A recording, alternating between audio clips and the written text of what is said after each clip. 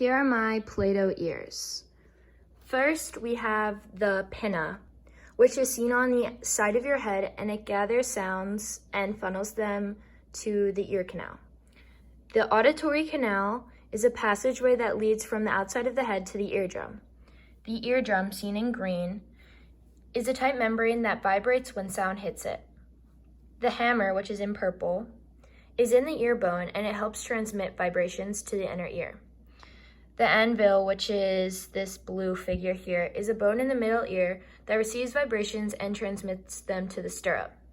The stirrup, which is this orange dot, is another bone in the middle ear involved in conduction of sound vibrations to the inner ear. The cochlea, which is this purple snail-like structure, is a tube in the inner ear that contains fluid which moves in response to vibrations. The basilar membrane is in the cochlea, and it is an area where hair cells are located and neurons become excited here. The hair cells, in orange, are finger-like projections on the basilar membrane that stimulate activity of the auditory nerve. The auditory nerve, right here, sends neural messages to the auditory cortex.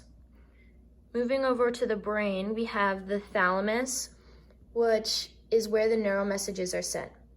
The auditory cortex, located in the temporal lobe, receives inputs from the thalamus. The temporal lobe, in blue, is involved in hearing, language processing, and memory. Back over here, we have the Eustachian tube, which is a narrow passage connecting the pharynx to the cavity of the middle ear, allowing for equalization of pressure. The semicircular canals are 3 tiny fluid-filled tubes in the inner ear that allow you to keep your balance.